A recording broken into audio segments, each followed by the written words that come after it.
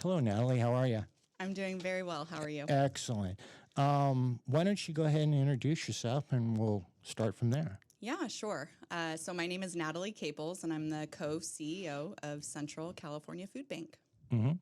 And how long you been working there? This April, I'll be celebrating 15 years working at the food bank. Yeah.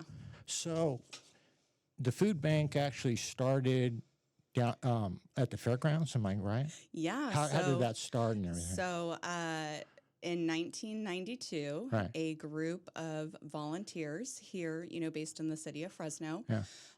saw the challenges that people were experiencing with food insecurity and hunger, and they Sure. decided to do something about it. And so they formed this organization called Food Inc., and its first temporary, I'll add, space was in one of the buildings at the fairgrounds. Right. Yeah. Wow. Yep. And then from there, you kind of stepped up, huh? We've been at a couple of different facilities over the years. We had a space downtown. We had a space off of Central Avenue. I remember downtown. Yes, yeah, and that was before my time. Right, that so was that a was long a time. really, that was a really long time ago. Yeah. And then in 2018, so we had always leased facilities. And in 2018, we actually purchased Right. the old Valley-wide Yeah. building off of North. And made that our permanent home. Yeah, Central. Central California. So you started out, you went to college and you're a nutritionist. That's how you started, right? Which is great. Yeah, We need nutritionists. by trade, my degree is in nutrition and dietetics. Right. Yeah, nutrition's a big thing. Yeah, It's it all your definitely business. is. Yeah. So you're you don't put this in your pocket, but you're an $80 million a year company.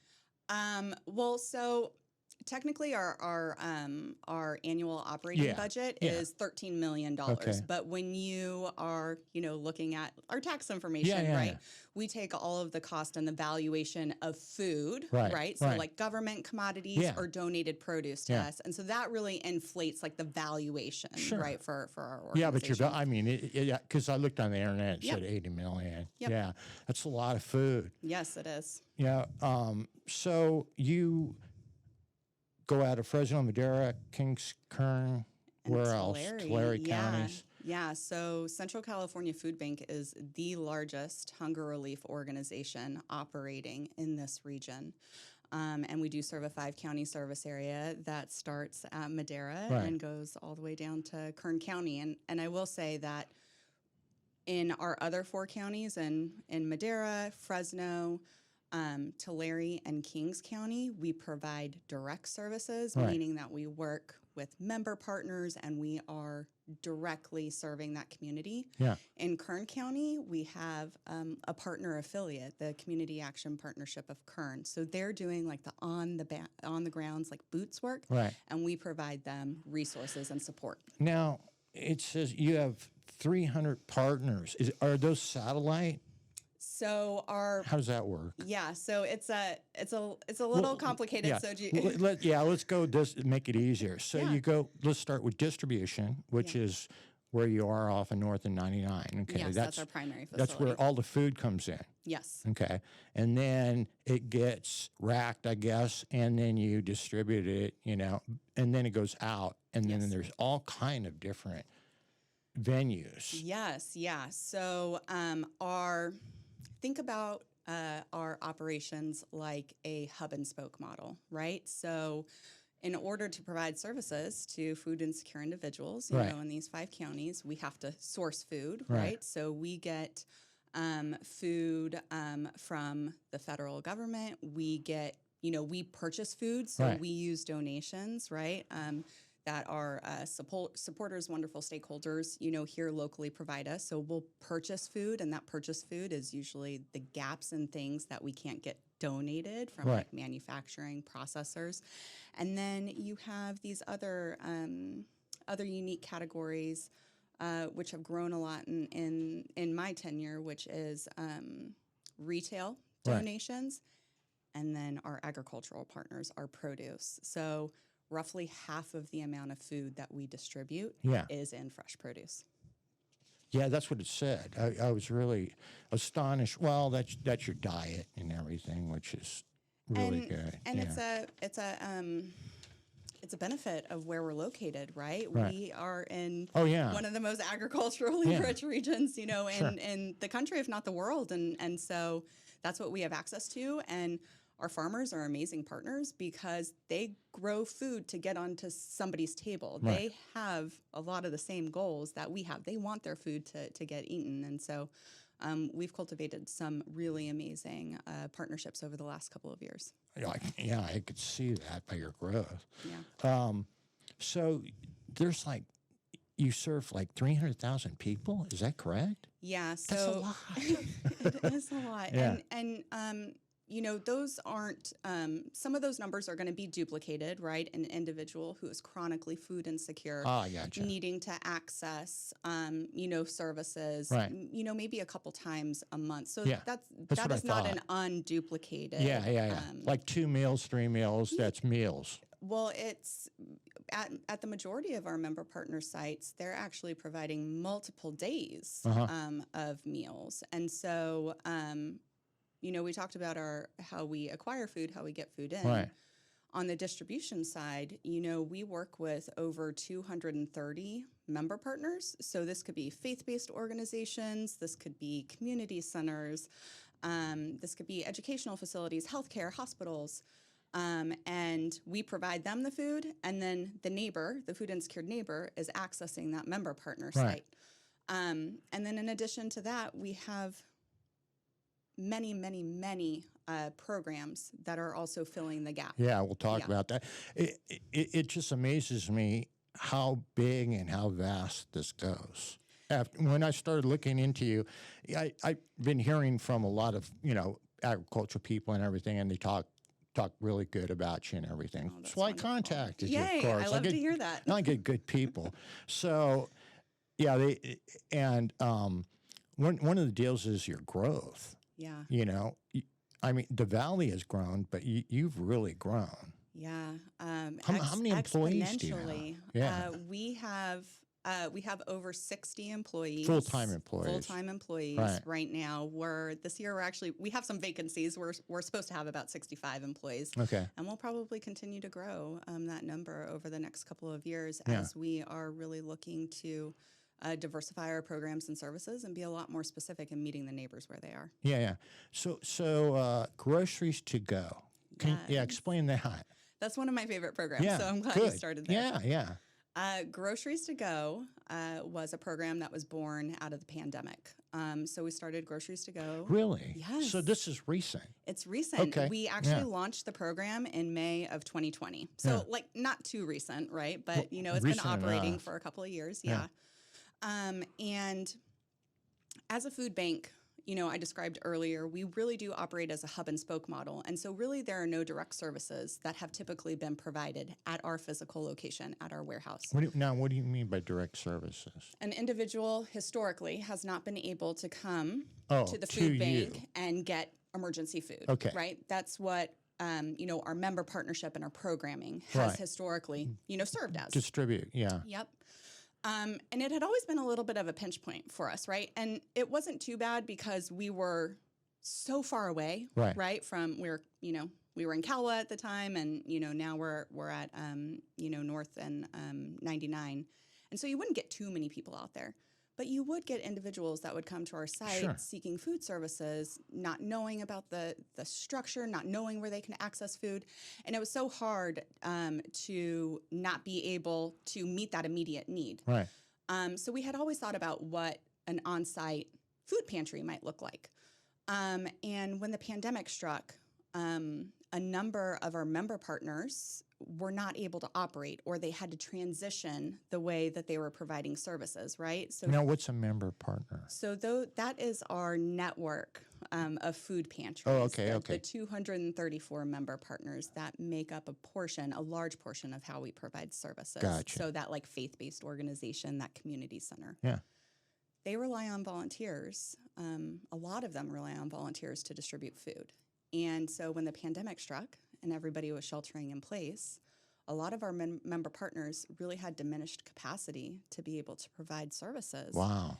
And so we took a step back and we said, how can we modify our programming to meet the needs of neighbors and member partners right now?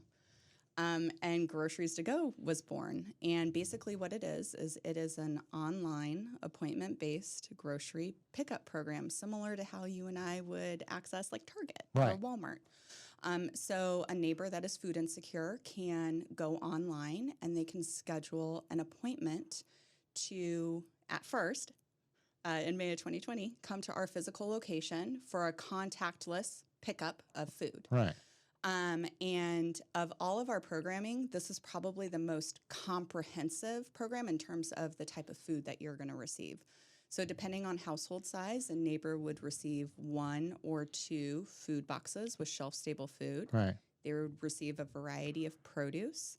There's always a protein or multiple protein options available, as well as eggs, bread, a lot of the time fluid milk, but that isn't always guaranteed. Nutrition. And tortillas. Yeah. And so that program, that one Groceries to Go that started at the food bank in May of 2020 has since expanded.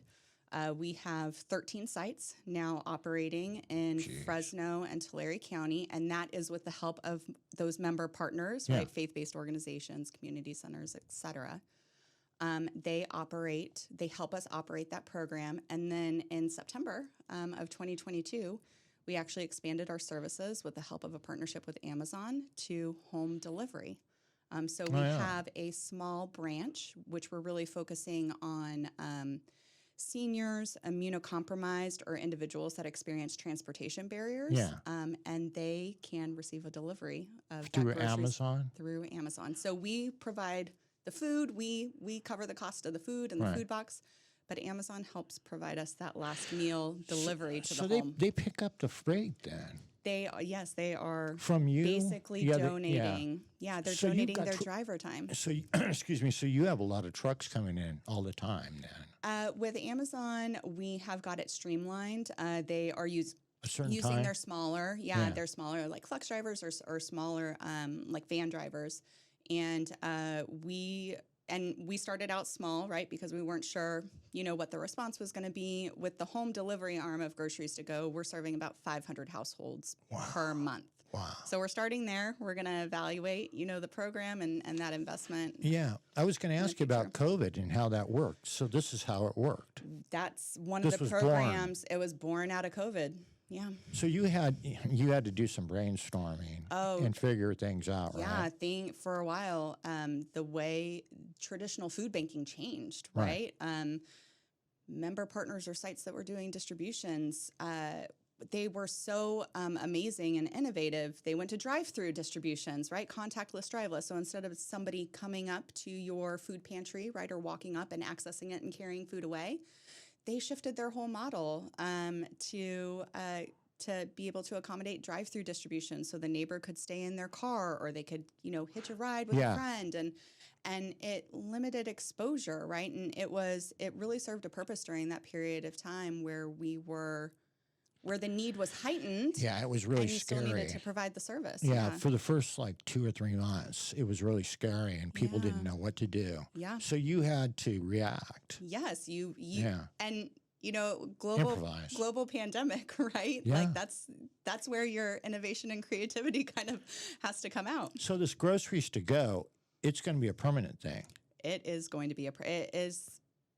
You see something work out. It's only 2 years old, but it is a flagship program. It's a model for how we want to provide comprehensive services. That's interesting. The innovation that was brought to, and like I said, this isn't easy. I know what you went through. I mean, you've got inbound and outbound freight. Yes. So, and you've got specific amounts and what goes on your shelves. And how about, you got drivers. Yes. Right. Yeah. So, and you got people, and that must have been, your phone must have just been on the. COVID was an interesting time. That's for sure. It was stressful, and you were feeling kind of the stress and kind of the mental burnout of just the time, right? But knowing that so many more of our neighbors were vulnerable to food insecurity, we were seeing such a huge increase in the need for our services. During that time, 35% of the individuals that were accessing an emergency food pantry had never had to access a food pantry before. Now, what's a food? What do you mean by food So, pantry? like our member partners. Okay. So, like our member partners, that network of 234 member partners operate programming, right? One of them is a food pantry, right? So it's that time and place that a neighbor can come and access food. So do they get that off the internet, or do they call you, or how does all that work? Yes, and yes. Yeah, both. We have a really amazing food finder kind of application on our website. Yeah. Yep. And so you can kind of filter it in a couple of different ways. So if you go to the website, ccfoodbank.org, you can click on Find Food, and it'll basically take you to a map. You can enter in your address, and you can see, you can kind of drill down into the types of ways and programs that you can access food. Yeah, I don't know how you do it. I really don't. I mean, it's been 30 plus years of refining. It's incredible what you do, and the processes that you take, and then you had to, innovate in a very sticky, situation. It must have been pandemonium down there. We have a really amazing team. Yeah. We have really passionate and hardworking and creative individuals that really are bringing their best to the table every day. And for the food bank, we've kind of had this mindset shift over the last couple of years, which is really trying to meet our food insecure neighbors where they are. And so everything that we do, everything that we bring to the table is centered around how does this benefit the neighbor? How does this get them access to the foods that they need to thrive? Yeah. And our team has just taken that concept and just, run with it. And they are inspiring and innovating and coming to the table with creative solutions every single day. There is so much more on the horizon. Yeah. We talk about groceries to go, oh gosh, the food bank is kind of in this constant state of change right now. In 18 months, we're going to continue. We're going to look different. Is that right? More programs, more services. Good. Now you've got a school food program. That must have been difficult too, because the school's closed. Yeah. So actually, we had a small backpack program. Yeah. How does that work? Yeah. So, when did we start our backpack program? I actually, in one of my older positions, piloted the first site in Madera. And now we have 17 backpack program sites that are, serving upwards of thousands of children, every single month. Now explain the backpacking. So basically, in its original form, the food bank would utilize volunteers. We would fill a backpack with shelf-stable food, and then we would deliver that backpack to an identified school site that had enrolled children that were at risk, for food insecurity and hunger. And on Friday, that backpack would get delivered to the site, and then Friday, when school was out, children that were enrolled in the backpack program that had been identified from, a social worker or family resource center or a teacher would come on Friday and pick up their backpack and take it home for the weekend. And the whole impetus behind the backpack program is you are providing access to food when that child is not in school and they don't have access to free and reduced priced meals like breakfast and lunch. And so you were essentially providing them a bridge. You were closing that gap and providing them access to food over the weekend when maybe previous to the backpack program, those kids had limited or no access to food resources over the weekend. It's a big deal. Yeah. So it actually is a physical backpack. It was a physical backpack through, feedback loops. Yeah. We've transitioned it, and it is now in a bag that can go into the child's backpack. So it's taken a number of different forms, but the name has stayed in place. Yeah. When when my kid was he was going to school, and I said, why don't you guys like ride bikes? Why don't kids ride bikes? And he said, pick up my backpack. And I went, gee, wow. And he goes, that's why kids don't ride bikes anymore to school. You got to, work out of your backpack. My 7th grader's backpack is so heavy. Yeah. The kids are all hunched over and everything. I'm like, God. So do you get backpacks back? Or because of the bags now? Yeah, so that was the challenge deal. when we you got to clean them, right? Yes, you have to make sure that they're in good condition. So the program has changed slightly. So now it's just like recyclable, heavy use, goes like in plastic the bag that goes in the backpack. Yeah, because I would, being a kid, I know I would be forgetting backpacks all the time. That was the feedback we were getting. And cleaning them too. I can Lots imagine. of challenges. Yeah, I can imagine. But it's a learning process, right? To help people out. So that backpack program, it's something else. So do you do that? You just do that with what certain counties or what? Or everybody? So we have, right now we don't limit that program to like any particular county. Yeah. I think right now, I'm not sure. We do have backpack programs in all 4 of our counties right now, not in Kern County, as I mentioned, Right. because we have a partner down there.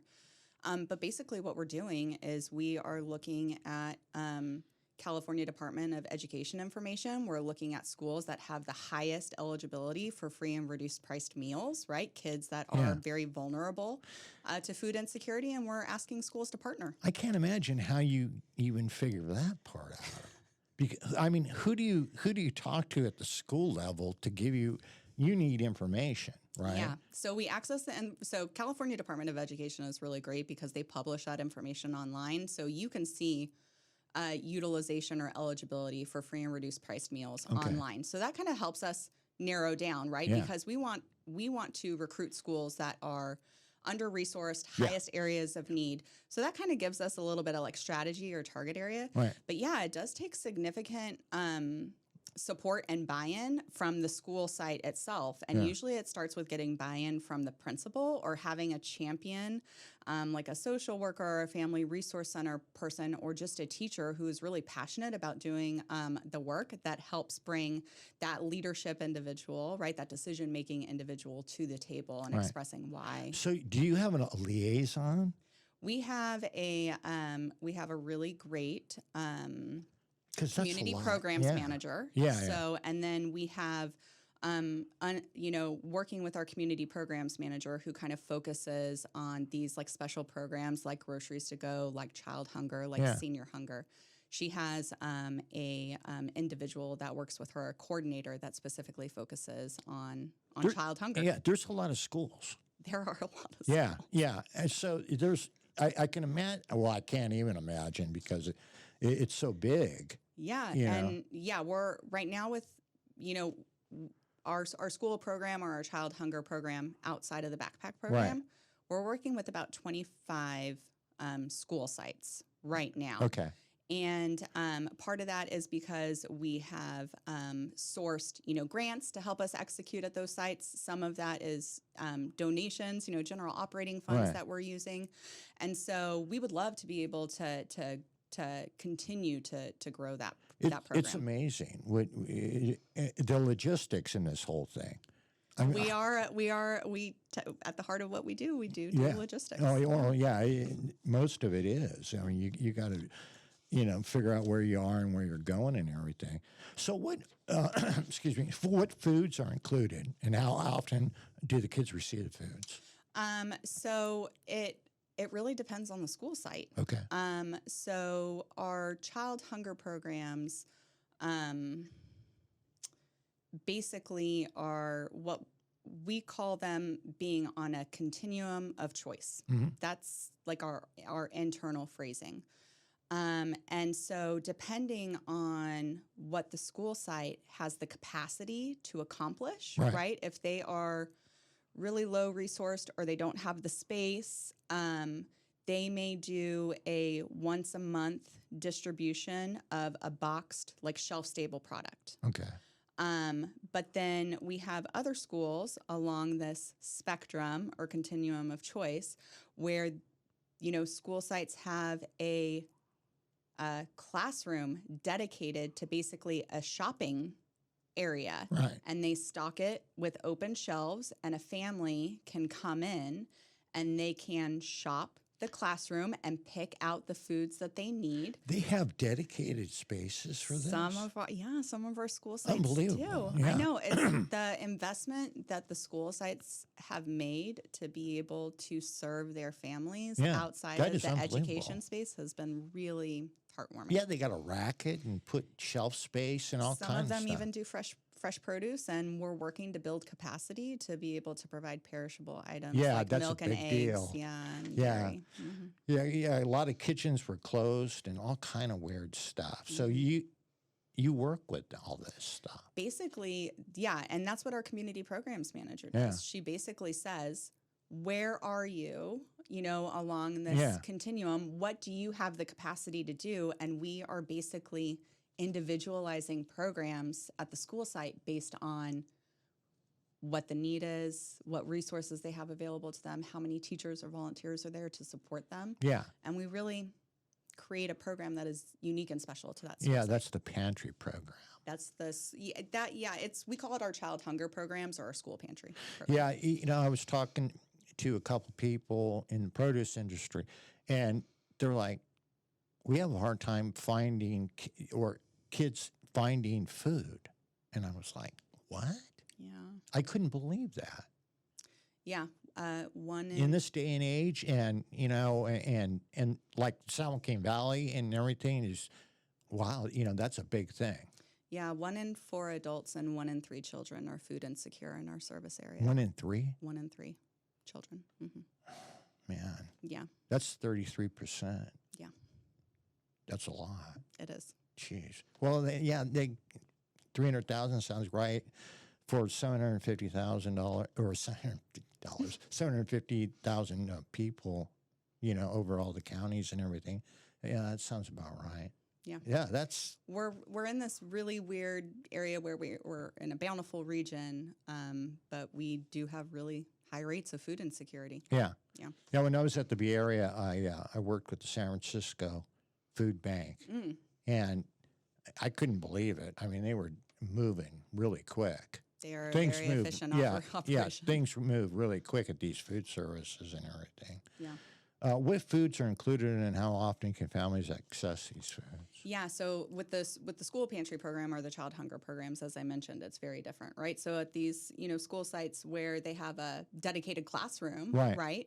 It's open every day. Some of them are open every day after school, and the family can access it as frequently as they need it, right? Versus, school sites that maybe don't have the same level of support, that those other sites have, or they're just trying out the program and they're trying to assess interest. Some of them, it may be like a once a month shelf stable food distribution, right? So the majority of the school sites all have access to like shelf stable product.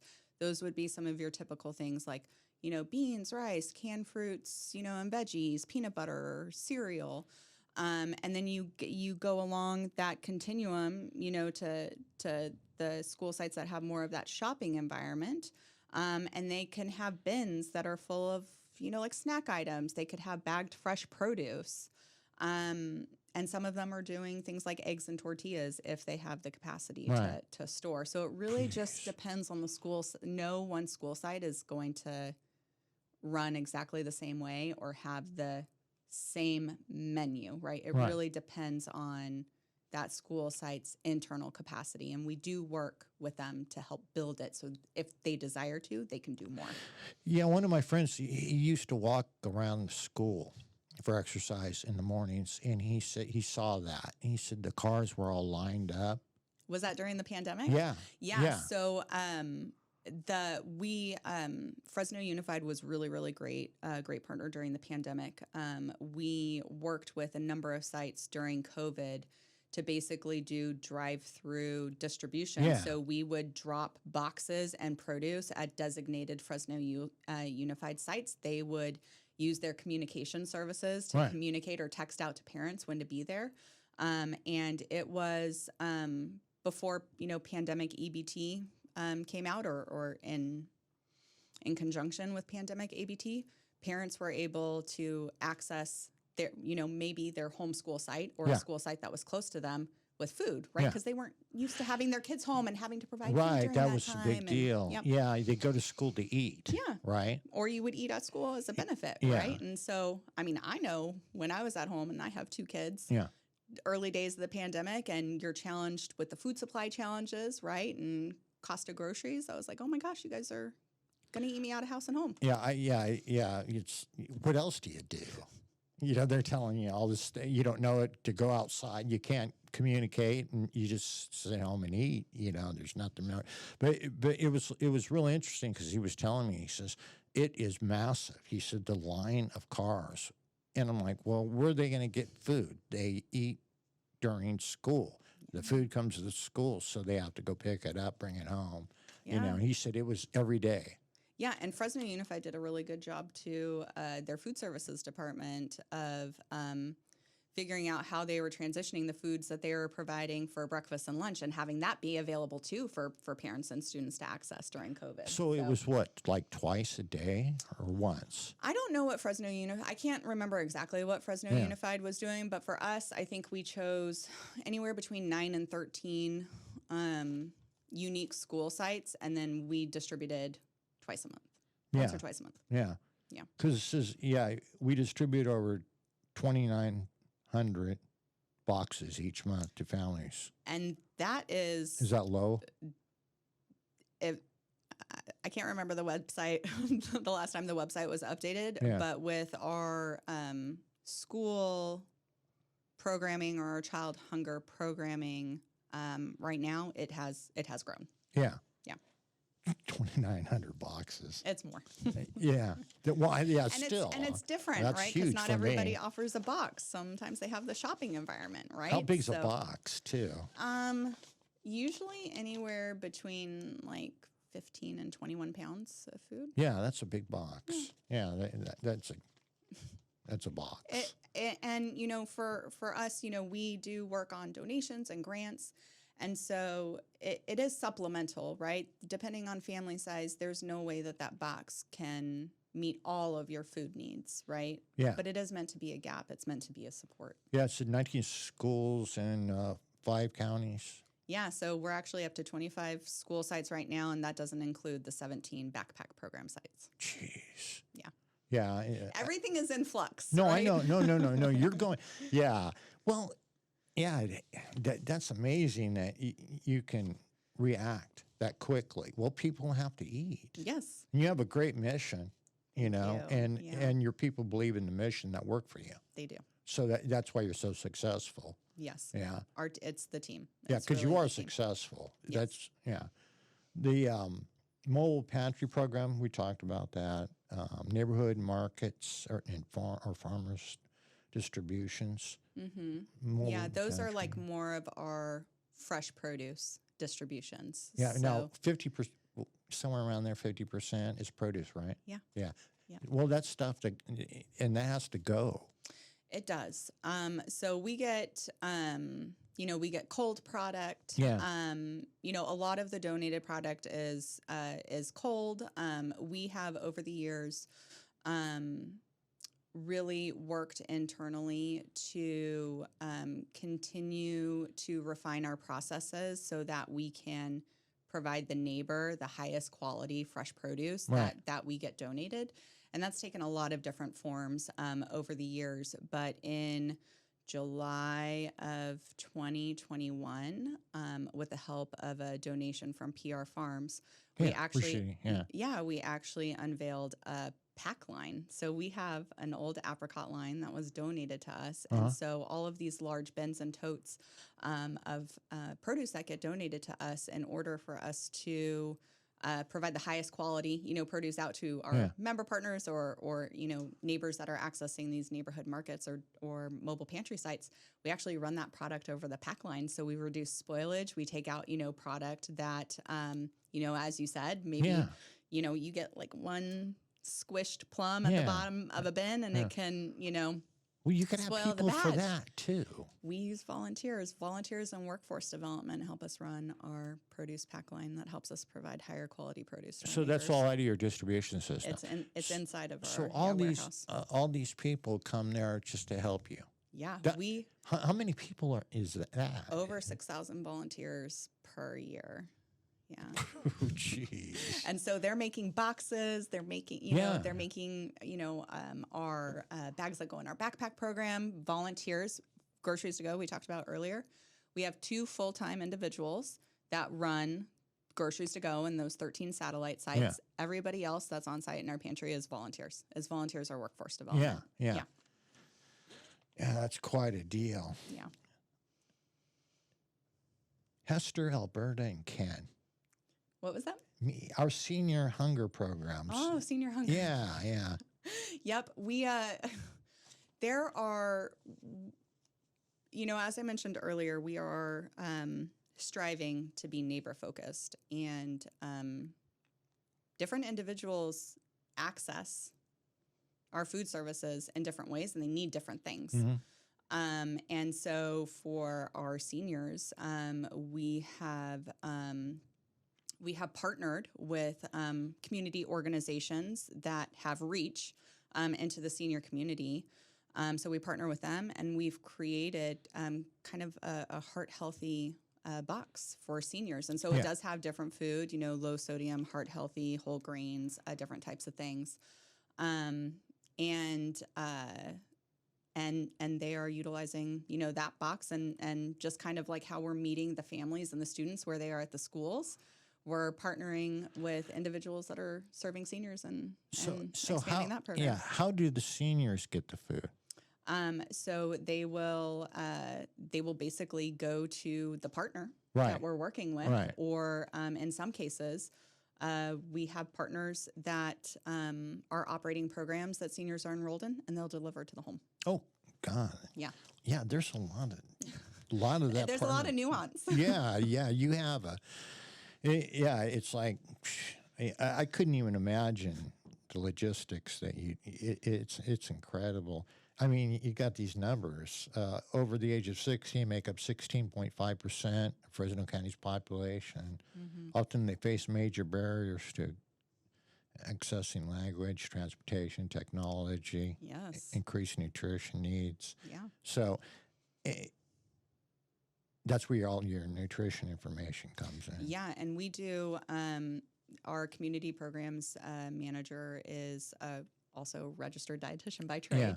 And we work with Fresno State Nutrition Program. They help us create recipes that go in these food boxes. Really? Yes. Fresno State does that. Yes, yeah. Huh. We have in the past, we're not currently right now, worked as kind of like a preceptor site for dietetic interns that are coming through for their rotations in community nutrition. And so they help us look at that box and say, we're going to put together a recipe, easy, like 5 ingredients or less, right? Because you want it to be accessible. Yeah. And those recipes will go in the senior boxes, but we're also expanding to include recipes in our other programs. So at Fresno State, what part of Fresno State does that? So they have, Fresno State actually has a dietetics program. Okay. So it's basically their nutrition students that want to become registered dietitians. And even, so that we haven't served as a preceptor site for them in a couple of years, if my memory is serving correctly. But we do have, every college is requiring like community service work, right? And so you have a nutrition class and you have to do 20 hours of community service. And so they'll come to the food bank and we say, we need recipe development and we need support and access and evaluating the nutritional value of all of our product in the warehouse, which we just recently did. Right. And so it tells us basically how we're doing, for our own internal nutrition standards. Are we offering healthy options that are consistent with a culturally appropriate diet for the diverse group of individuals? Yeah, so they set a menu, more or less. Our team does set a menu based on what we are purchasing, what we're getting donated. And the menu, while stable and there's a core group of like items or like category of items, there will be variety from month to month. Everybody loves variety, right? You're an enormous grocery store. we are a distribution, logistics, Yeah. food service, right? Yeah. It's and I think, to your point earlier where you mentioned that you were just unaware of what Oh, the scope and the scale. yeah. That's common Yeah. in our community, because they do think about us as like one of our member partners, as our food pantry, right? But we're distributing 46 million pounds of food Yeah. last year to these member partners, to these programs. Yeah. And that's going Going out. in and out. Yeah. So it's all, you got material handling, you've got logistics, and you got these dietary needs. Yeah. Yeah. So you got, wow. Yeah. So you have a USDA partnership? Yeah. So that is basically how that's basically like the core program, how the food bank really started its food programming outside of donations back in back in the early days. So basically, the USDA operates a commodities program, which is called EFAP. It's the Emergency Food Assistance Program. And basically, as USDA is helping subsidize cost of like crops and like product, they will they essentially purchase food that then goes to food banks that are serving disadvantaged communities. And so for us, we hold the contract just for Fresno County only. And so we will basically get an allocation of funds from the USDA. Right. There's a catalog of food that they have purchased up, right, to help stabilize, the cost of the market. We'll select food items that we want shipped to us based on, feedback from our member partners and our neighbors. We will order that food, every 6 months. It'll get delivered over the course of those 6 months. And then we have of the member partners, the 234 member partners, about 50 of them operate the USDA program, a little over 50. And so we will ship that food directly to them to distribute to neighbors. Yeah, so the 47 partners in Fresno County alone. But like you said, this number grows. It fluctuates. So another amazing. Now, do you handle any kind of liquids like milk, orange juice? Yep. Yeah. Everything. And we even, although this is not food related, we even operate a diaper program. Really? Yes. Wow. Yeah. Since when did that start? 2018. So we work with about 30 partners in our service area, and like Head Starts. Right. And we distribute close to about 500,000 diapers every single month. Whoa! Every month, 500,000 diapers. Yes. Yeah. Food. Amazing. Food. Families that are food insecure are also struggling with Everything other basic else. needs. Yeah. Yeah. It's a symptom, right, of a larger issue. And so we were really lucky. In 2018, we were one of 4 food banks that were selected to receive some money that had been allocated in the state budget to pilot or to start this diaper program. Right. And so we were one of 4, and 2 years ago, last year, there was another 3-year allocation of funds, and it expanded to 9 or 10 food banks in California. You must have a huge portion just related to that for incoming and outgoing. We have a room that is dedicated. Now wow, unbelievable. One full-time driver. Our community programs does manage the program, and one room dedicated to diapers. One big semi truck. Yep. That's a lot of diapers. It's a lot of diapers. Unbelievable. Yeah. See, that was another thing. I was like, wow. I mean, this, it's, you have a lot going on. What's the CalFresh outreach? Yeah. So California loves to rename programs, Yeah, like they like federal programs. acronyms They and love everything else. acronyms. So CalFresh is California's name for the federal SNAP program. So it's the Supplemental Nutrition Assistance Program, formerly known as food stamps. Okay. So basically, we do have a team that that looks to source or find income eligible individuals Right. to enroll them in CalFresh. And, you talk about COVID and having a social safety net for individuals that are food insecure. Sure. CalFresh was instrumental in neighbors being able to have the resources that they needed during the pandemic Yeah. because of the public health emergency and increased benefits Right. during that time period. But yeah, we do have a team. They do CalFresh enrollment.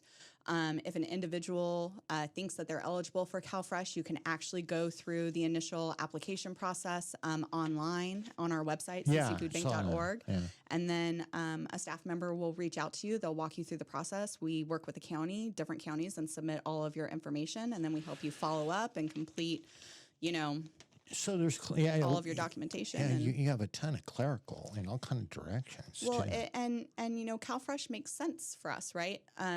Doing CalFresh because the charitable food network, what we do, Yeah. could never take the place of a program like SNAP. For every one meal that the charitable food network provides, a food bank like myself, the SNAP program provides 9. Wow. So it is instrumental Gee. in making sure that individuals have access to the foods that they need. Amazing. Yeah. Who we help via food distributors, meal recovery programs, grocery box pickup, schools. Yeah. 73% of foods was donated. We get a lot of donations. That's We're so lucky. huge. We're so lucky. We're so grateful. The impact that we have is because of those partnerships that are cultivated either on the retail side, on the manufacturing and processing side, or with our agricultural partners. It's because of them, right, that we can make this Now, impact. do you have a cold storage? We do. Do you have a freezer? We do. Okay, so you have cold and freezer. Yeah. So the distribution center that we have right now is under roof. Yeah. It's about 147,000 square feet, but not all of that is usable right now. Yeah. Some of it is like an awning, so it's not, you can't use it for food storage, but we have plans. Yeah, We're going to yeah, enclose everything. We're going to make use of all of that 147,000 square feet. So like usable food storage space is about 100,000 square feet right now. Of that, 10,000 is cooler and Wow. 5,000 is freezer. And in the next probably 2 to 3 years, we hope to expand our cooler freezer capacity anywhere between like 50 and 100%. So you're We're gonna build. so you're doubling. Yes. Your freezer and your cold store. Hopefully you want to double it. Yes. And you've got the space for it, right? We have the acreage. Yeah. Yeah. And your power bill must be huge. We have solar. Yeah. That I helps. know. It helps a lot. Yeah, you have that too. I did an aerial of it, and I was looking at that, and I was like, wow, they got it going on there. Yes. Now there's a college hunger study. Is that what we were talking about, or is that something else? That's old. That is pre-pandemic. Yeah, I was interested in that. I saw that, and Yeah. College hunger is a huge challenge in our region. And we are so lucky that we partner with a number of local community colleges and Fresno State who have decided to have a pantry on site to serve their food insecure students. And there are particular reasons that make subsets of the college population more vulnerable to food insecurity. right. Mostly because students have really, at least currently, we're trying to work on this, through some, state, advocacy work. But students have really tough restrictions over federal support, right? A lot of them don't qualify for CalFresh. You have to meet specific targets and guidelines to qualify based on work hours, and things like that. And so it leaves them vulnerable, right? The cost of college, the cost of books, the cost of housing. And luckily these educational institutions recognize, right, that they can be there to support their students, like really holistically outside of education. Yeah.